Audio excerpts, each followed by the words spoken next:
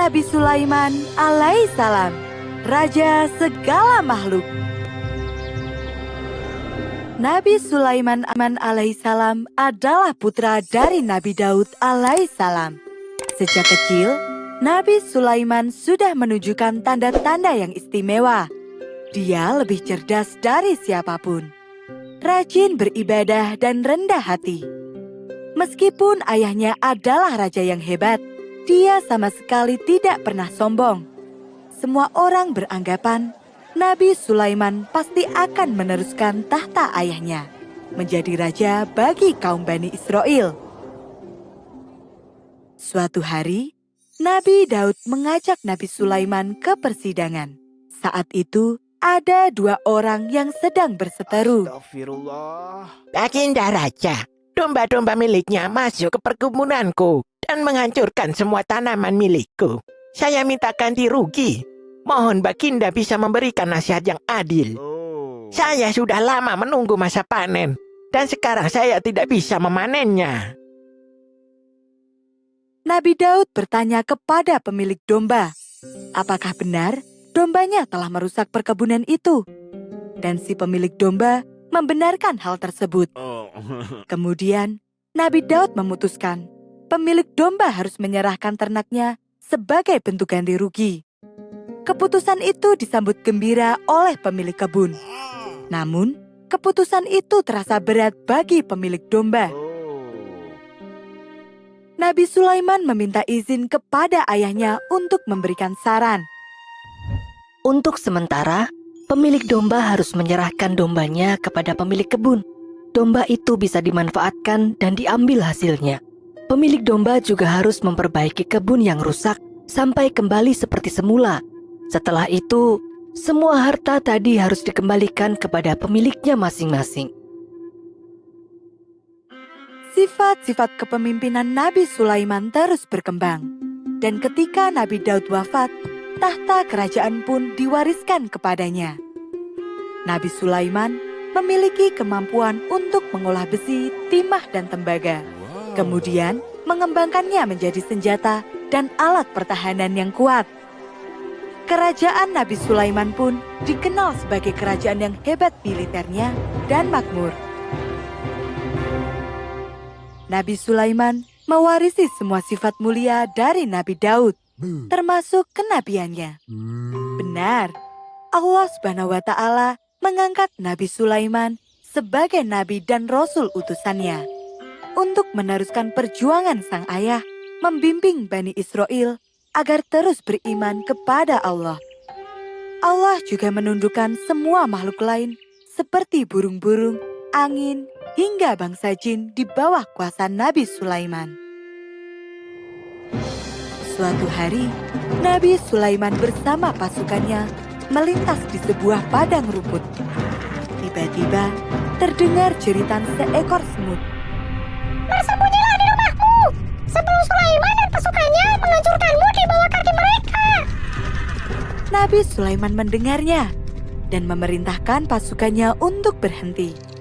Mereka menunggu hingga para semut itu berhasil menyelamatkan diri.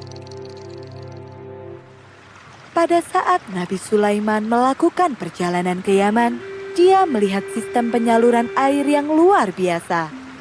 Dia ingin sekali membangun saluran-saluran air seperti itu di negerinya sendiri.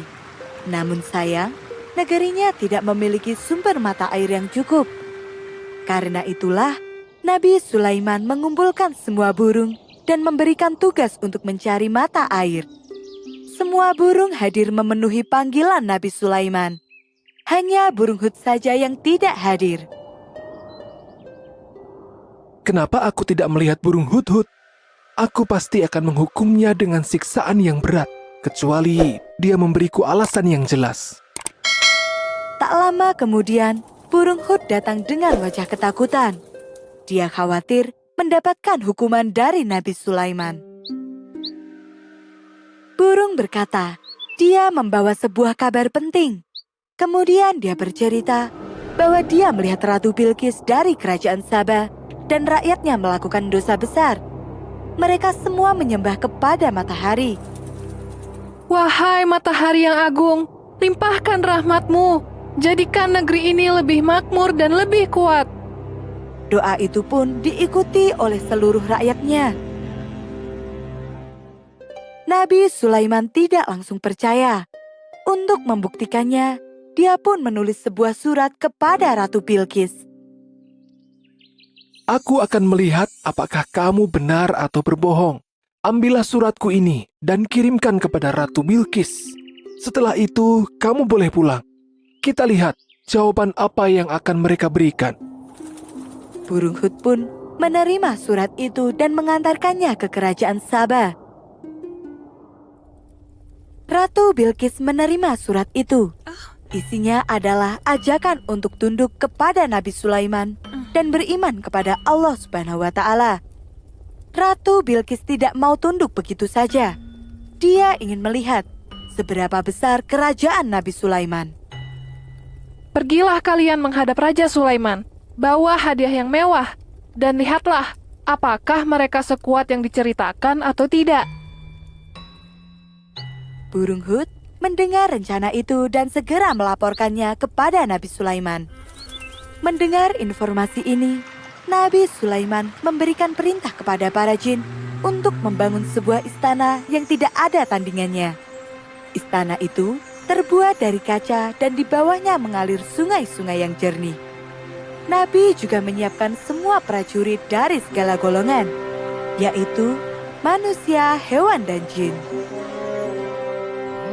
Para utusan Ratu Bilqis tercengang melihat kemegahan istana Nabi Sulaiman. Ditambah lagi ketika melihat barisan pasukan yang begitu banyak.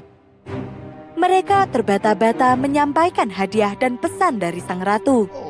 Namun, Nabi Sulaiman menolak semua hadiah itu sambil berkata, Kembalilah kamu dengan semua hadiah ini kepada ratumu. Utusan Ratu Bilqis kembali pulang dan menyampaikan semua pesan dari Nabi Sulaiman.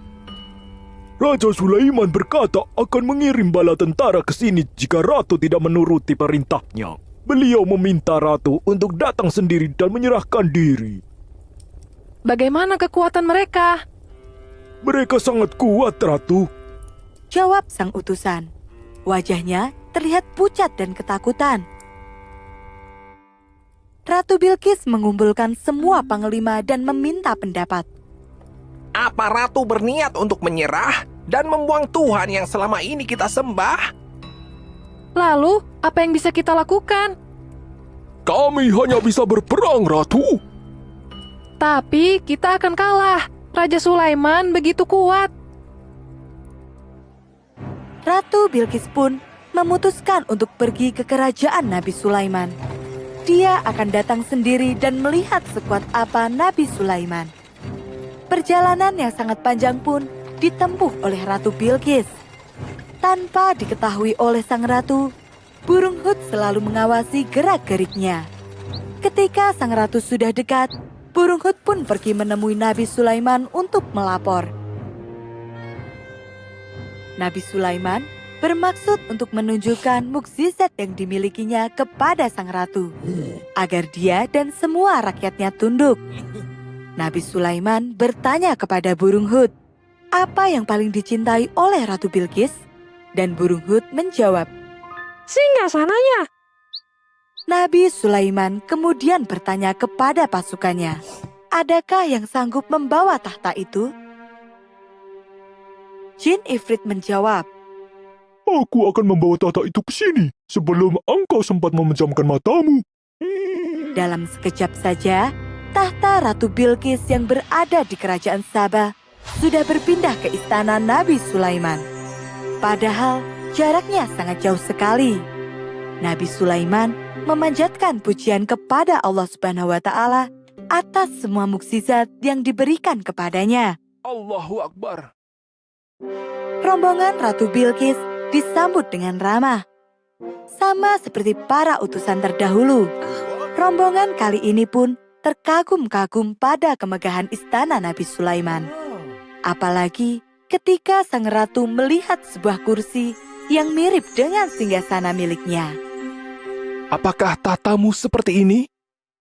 Ratu Bilqis tidak bisa berkata apa-apa melihat segala keajaiban itu. Nabi Sulaiman menunjukkan semua mukjizat Allah yang diberikan kepadanya. Itu adalah bukti bahwa dia benar-benar utusannya. Akhirnya, Ratu Bilqis menyadari bahwa dirinya bukan apa-apa jika dibandingkan dengan kuasa Allah Subhanahu wa Ta'ala. Dia bersumpah untuk beriman kepada Allah. Subhanallah. Setelah itu, seluruh rakyat kerajaan Saba pun beriman kepada Allah Subhanahu wa Ta'ala. Selama menjabat sebagai raja, Nabi Sulaiman meneruskan perjuangan Nabi Daud untuk membangun Masjid Al-Aqsa. Selama pembangunan, Nabi berdoa kepada Allah agar menjadi raja yang bijak, memiliki kerajaan yang tidak ada tandingannya, dan mengampuni dosa siapapun yang mengunjungi Masjid Al-Aqsa. Sebelum masjid selesai dibangun, Nabi Sulaiman wafat dan kembali kepada Allah Subhanahu wa Ta'ala.